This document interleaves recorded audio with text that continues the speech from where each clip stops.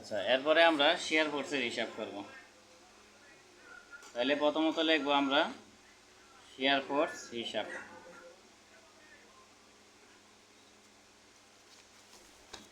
তাহলে দেখো প্রথমত এখানে এ বিন্দু আছে,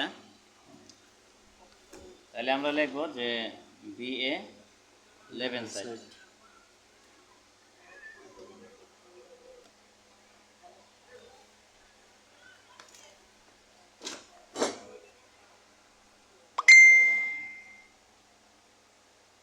তাহলে আমরা BA 11 সাইড লিখব। BA 11 সাইড মানে বোঝাচ্ছে এই বিন্দুর আগে। তাহলে এই বিন্দুর আগে কোনো শেয়ার বল আছে, তার মানে 0।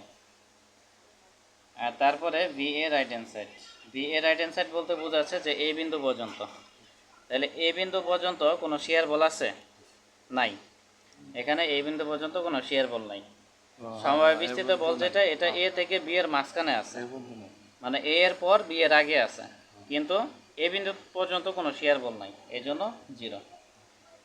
এরপরে BB 11 সাইড। তাহলে BB 11 সাইড মানে বোঝাচ্ছে B বিন্দুর আগে। B বিন্দুর আগে এতটুকু শেয়ার বল আছে, ঠিক আছে। তাহলে এটা নিচের দিকে যেহেতু যাচ্ছে এই জন্য মাইনাস 1 মিটারে 400 কেজি হলো 2 মিটারে কত 800 কেজি, বুঝাইতে পারছি। তারপরে আমরা নিব BB রাইট হ্যান্ড সাইড।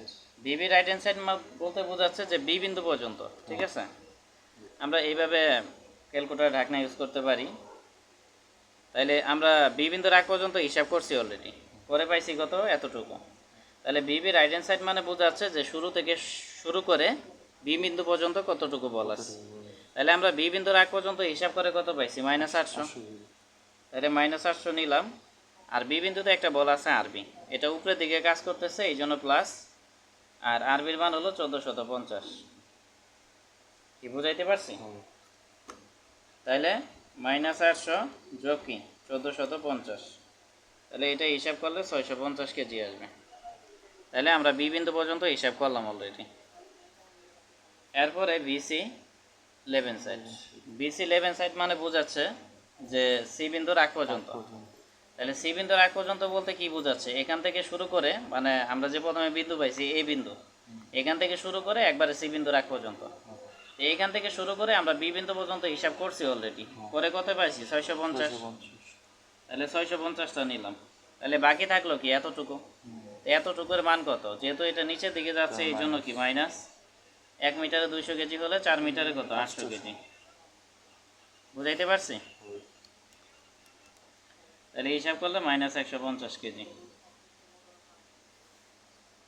তাহলে C বিন্দুর আগ পর্যন্ত হিসাব করলাম আমরা অলরেডি, এই জন্য ঢাকা দিলাম, ঠিক আছে। এরপরে দেখো BC right hand side. BC right hand side মানে C বিন্দু পর্যন্ত। C বিন্দু পর্যন্ত বলতে কি বোঝায়, যে এখান থেকে শুরু করে একবারে C বিন্দু পর্যন্ত। তাহলে C বিন্দুর আগ পর্যন্ত আমরা হিসাব করে কত পাইছি -150। আর C বিন্দুতে তো কোনো বল নাই, আছে C বিন্দুতে কোনো বল নাই, ঠিক আছে। এখানে যে সমবায় বিস্তৃত বলটা আছে এটা C এর আগ থেকে B এর পর পর্যন্ত, মানে মাঝামাঝি আছে। তাহলে C বিন্দুতে কোনো বল নাই, না থাকলে নাই, যা আছে তাই, বুঝাইতে পারছি। এক কথায় 11 সাইডের হিসাব হয় আগ পর্যন্ত, আর রাইট হ্যান্ড সাইডের হিসাবের ক্ষেত্রে আগের হিসাবটা হয় প্লাস যে বিন্দুটা আছে ওই বিন্দুর হিসাব হয়।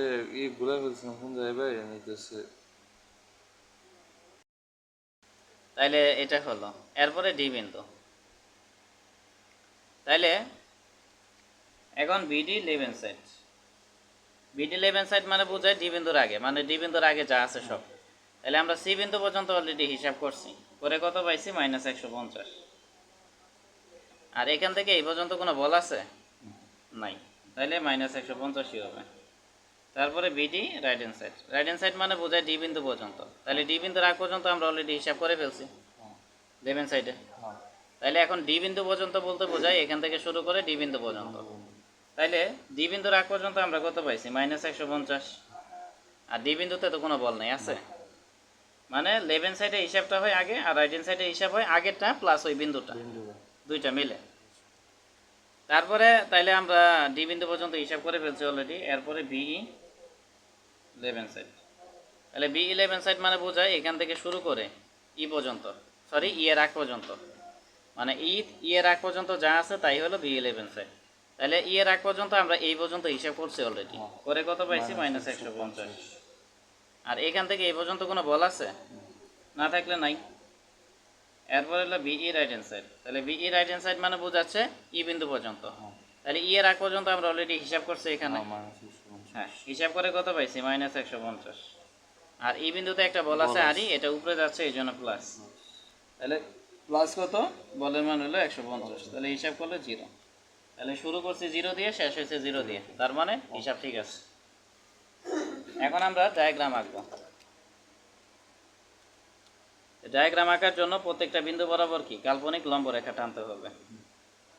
এই প্রত্যেকটা কাজ কিন্তু পেন্সিল দিয়ে করতে হবে।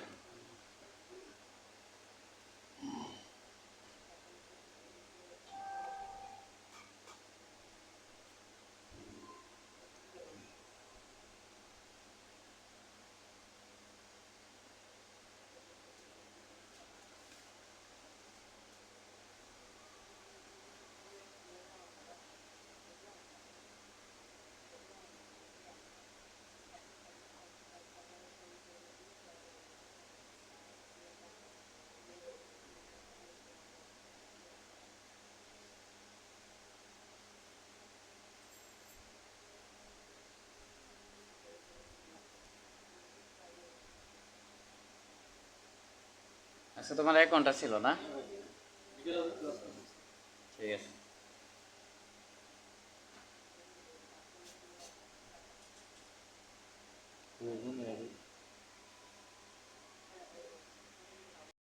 আচ্ছা দেখো, তাহলে এখন আমরা ডায়াগ্রাম আঁকবো। ডায়াগ্রাম আঁকার জন্য আমরা কি করব, 0 0 লাইন নিব বা রেফারেন্স লাইন নিব।